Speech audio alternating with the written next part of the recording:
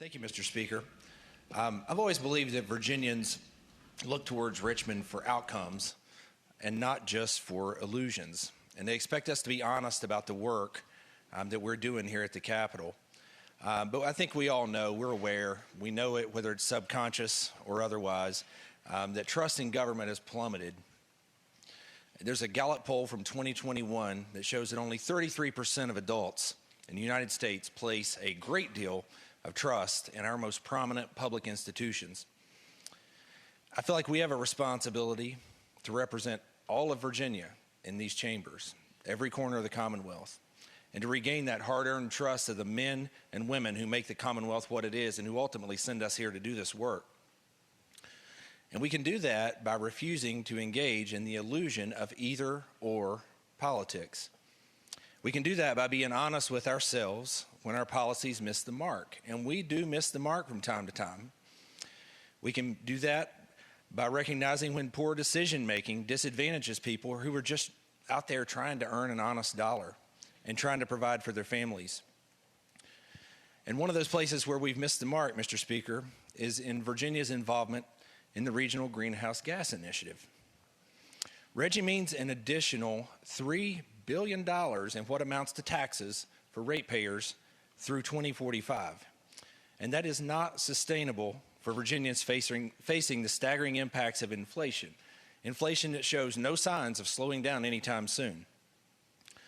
Last year, Mr. Speaker, and this is sort of a staggering statistic, more than a third of Americans did not have enough cash available to cover the cost of a $400 emergency. And that's according to the Federal Reserve's report on the economic well-being of U.S. households. We have to ask ourselves, are we okay with that reality? Are we okay with spiking energy costs and duplicating tax burdens for Virginia families, many of which have emanated from this very chamber? And yesterday we stood in this chamber and we heard about RGGI's purported successes. And those successes are measured by some members of this body and others, and by RGGI's own assessments, by use of trading revenue. Not by anything else, but by use of trading revenue and the volume thereof.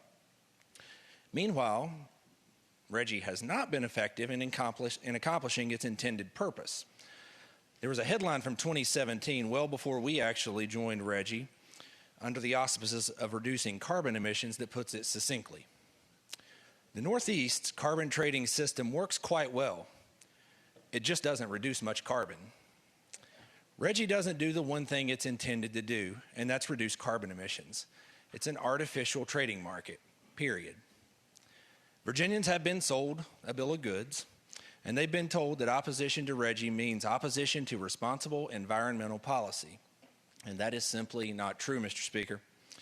We all want a more sustainable future for Virginia, and we want to protect our natural resources. You heard Delegate Kilgore enumerate some of the things that are in our part of the state. The Chesapeake Bay, which we've spent millions and millions of dollars and will continue to do because it is a true treasure to the Commonwealth. We want clean air, we want clean water, we want energy efficiency.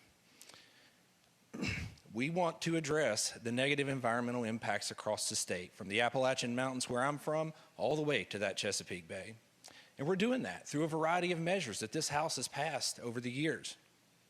We're developing Virginia-based solutions for Virginia problems, instead of leaning on a Northeastern regional collective that can't begin to appreciate our capacity for innovation and our commitment to sustainability and our deep and abiding love for this Commonwealth. What our governor has simply requested is that we no longer hide behind the illusion of binary outcomes. He's asked for an honest assessment of the costs and benefits of the Regional Greenhouse Gas Initiative.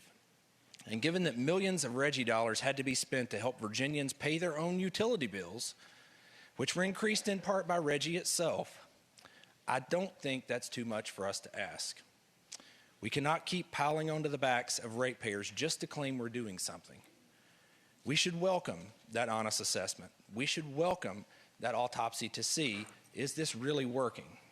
We should welcome the transparency, more results-driven policy, and more effective solutions for our Commonwealth. And that's how we rebuild the trust in Virginia. Thank you, Mr. Speaker.